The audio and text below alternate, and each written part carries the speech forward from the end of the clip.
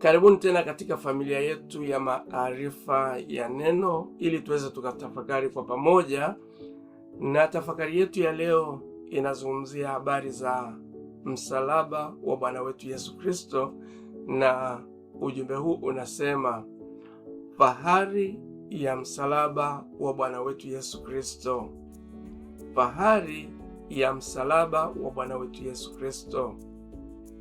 Leo ni kumbukumbu muhimu sana kwetu sisi wa Kristo ya mateso na kifo cha Bwana wetu Yesu Kristo juu ya msalaba pale Kalvari. Kifo hiki cha Bwana wetu Yesu Kristo kinaweza kuelezewa kwa namna mbili tofauti. Namna ya kwanza ya kukielezea kifo hiki ni ile ya kibinadamu, na namna ya pili ni ile ya kimungu. Sasa hebu tuanze na ile ya kibinadamu. Tunasoma katika maandiko ya kuwa wakuu wa makuhani walipanga njama dhidi ya Bwana wetu Yesu Kristo ili wamuue. Vilevile tunasoma kwamba Yuda Iskarioti alimsaliti. Alafu wafuasi wake walimkimbia na wengine walimkana. Herode na Pilato wakamhukumu. Wayahudi wakamchagua mwizi na Yesu afe.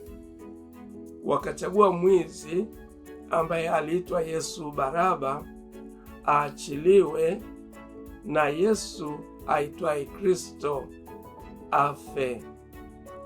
Askari wa Kirumi wakamtesa na kumsulubisha. Hayo ndiyo mateso na kifo cha Bwana wetu Yesu Kristo kama tunavyoweza kukielezea katika hali ya kibinadamu.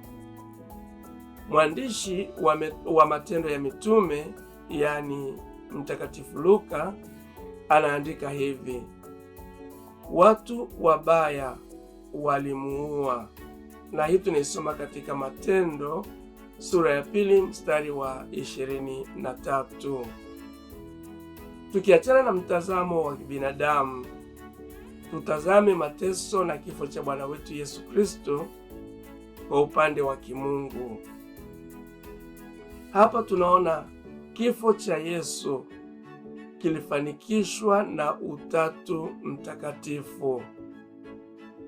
Kifo hiki kilipangwa na Baba kama tunavyosoma katika Yohana sura ya 3 mstari wa 16 mpaka ule wa 17.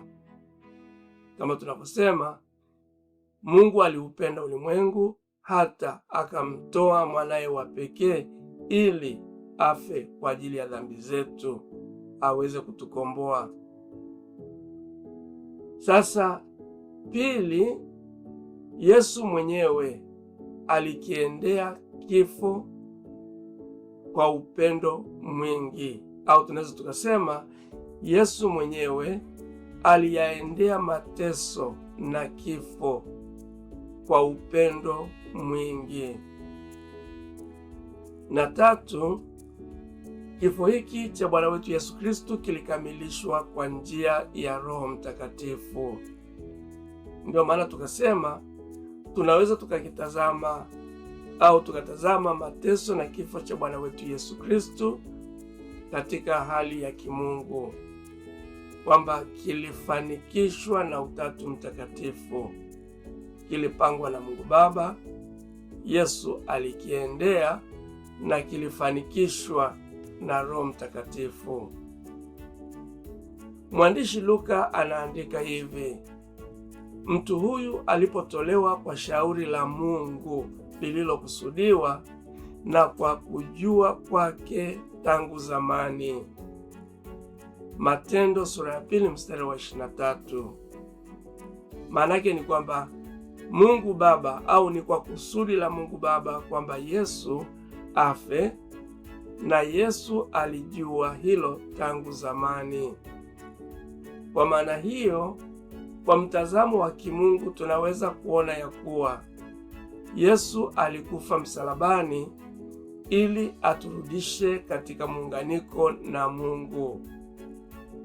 Tunaisoma hiyo katika Petro wa kwanza sura ya 3 mstari wa 18.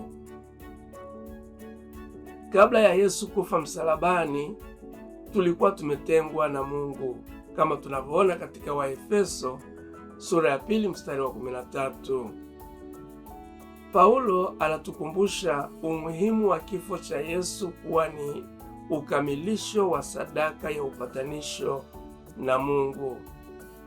Anasema hivi: Kristo alikufa kwa ajili ya dhambi zetu kama yanenavyo maandiko, kama tunavyoweza kusoma katika Wakorintho wa kwanza sura ya 15 mstari wa 3. Yesu alijitoa nafsi yake iwe fidia ya wengi. Marko Mtakatifu sura ya 10 mstari wa 45. Sasa kuna wale wapinzani wa imani yetu wanaodai eti kuwa Mungu wetu anafurahishwa katika mateso, na hiyo sio ya kweli kabisa. Kifo cha Yesu hakikuwa kwa ajili ya kutuliza hasira ya Mungu, kwa maana Mungu wetu hafurahishwi na mateso.